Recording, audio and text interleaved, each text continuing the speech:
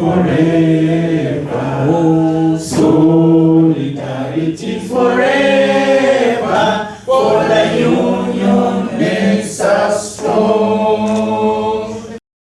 Sexual harassment remains a significant and often unaddressed issue in workplaces across Uganda, undermining both the safety and dignity of employees.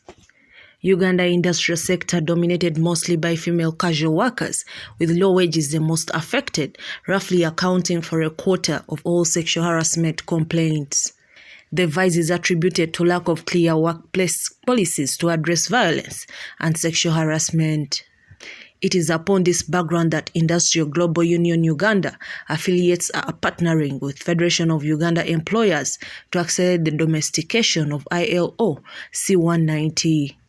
We are very honored to be here today to be able to unveil the policies of the industrial affiliates here from Uganda. We have 4 industrial affiliates from the Textile Union. We have affiliates from the hotels unions, from the chemical unions that are here with us, from the printers union. We are also privileged to have key stakeholders with us today. Standing with us is the leadership from the Employers Association. We have in the room at large our members of these affiliates, key stakeholders, whether they are lawyers, women's partners, women's organizations, and NGOs, even those that have been victims of gender-based violence in the world of work. We are privileged, therefore, to open and unveil these policies that will strengthen the contribution of our affiliates towards the realization of the implementation or the domestication of ILO Convention C190 on violence at work. Solidarity forever. Solidarity forever. Solidarity forever. Viva Industrial, viva! Viva! Viva NCCU, viva! Viva! My name is HARASSMENT. I am the General Secretary of Uganda Printers, Paper, Polyfiber and Allied Workers Union. I'm also the Chairperson, Industrial National Coordinating Council. We are affiliates of IndustriALL Global Union, which covers about 50 million workers in the whole world. But we are 4 affiliates in Uganda and 7 affiliates in Kenya. So today we are here. We are here on a social dialogue where we are trying to domesticate the process of domesticating the Convention C190, and which deals mainly with violence and harassment at place of work. As you are aware, in Uganda, this is very rampant in companies. We organize in manufacturing and service sectors, and there is a rampant rate of violation of workers' rights. But good enough that our country, Uganda, ratified the convention, and we have been part of that process, and we have gone through campaigns. Finally, it was ratified in August last year. So today we are now looking forward to what we are going to do about the domestication. And so we have started our process, and we are grateful to our partners, the IndustriALL Global Union, the Sub-Saharan Regional Office, the Sub-Saharan region, and now we are on the process of domestication. But what we are now doing is that we have gone to the enterprise level where this violence is taking place in places of work. My name is Aneno Catherine. Currently, I'm coordinating Industrial East African Union building, and at the same time, I work with the labor union organization in Uganda. There is what is called violence and harassment in the world of work. Last year in August, Uganda ratified the convention, which we call it Convention C190, to stop violence and harassment in the world of work. And who is to stop this violence and harassment? It is we ourselves. There are workplaces today whereby the employers and the workers are kicking each other. It is there. There are workplaces whereby young girls are being pregnanted. These are violence and harassment against workers. If we move to different workstations, we are not saying all, but let us agree that there are some workplaces where there is violence and harassment in the world of work. And we are saying that, let's sit together.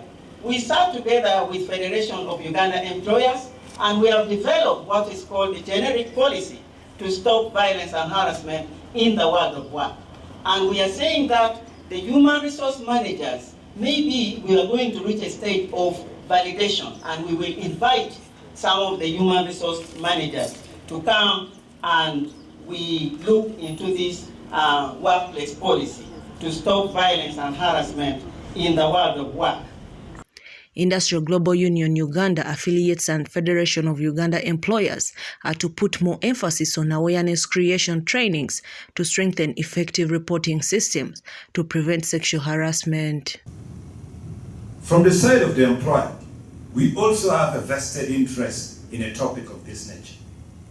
First, from an employer point, is the issue of productivity. You cannot have productivity when workers are not in a decent working environment. So decent work is the foundation also for productivity. In other words, your business cannot succeed if you do not provide good working conditions for your workers. Secondly, talent retention.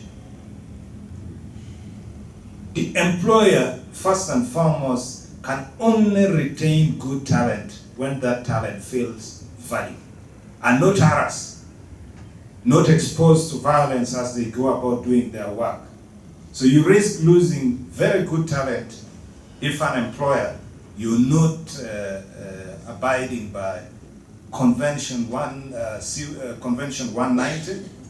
Thirdly, is the issue of the reputation of the employer. And you know, in the modern world, reputation is everything. Businesses can just collapse using a tweet. Can you imagine that? So your reputation, the protection of your reputation is extremely important as an employer. Fourth point, I want to emphasize the legal risk involved. Violence and harassment exposes any company, it doesn't matter what company, any entity to litigation. If we do not respect, if we do not follow the law. But most importantly, an environment free of violence and harassment fosters or strengthens social dialogue. And for us, that is the foundation of our work, that we are able to have dialogue, we are able to engage with one another. Addressing sexual harassment at workplace requires a coordinated approach involving timely reporting by the complainant. There could be a reduction in numbers simply because survivors are threatened and they are not reporting. So a reduction in reporting should not necessarily be taken to mean that the violence is no longer there.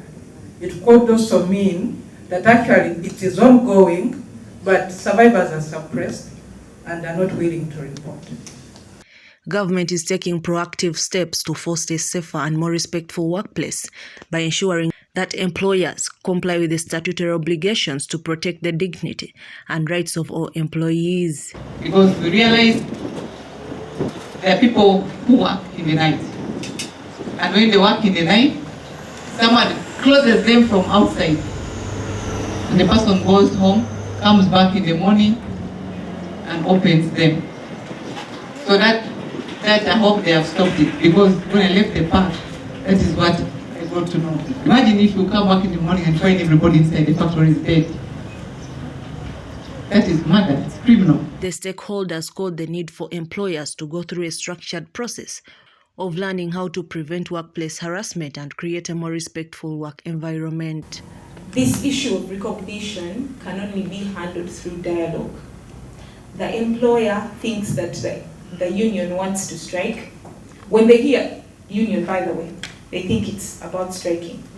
They don't know that it's all about negotiation. So it comes back to all of us. Let us sensitize from the workers. Some of the workers don't even know why they're joining the union. They are maybe just approached and they think, okay, let's go ahead. Union, they don't even know what the union does. So if we all sensitize, the workers, the employer, everyone gets to know why the union is good, because it is good. everyone deserves to have a representative. So if we all work together, I mean, government always commits. We work with the unions, we also work with the employers. We are in between there. We want to make sure that we have decent work for all. But many of the employers are not members of the FUE. Most of these errant employers are not members. And if they are not active. They only pick the certificate one time and they are holding on the certificates on the walls, but they are not actively participating in the activities of FUE. Because at least FUE members to educate them, advise them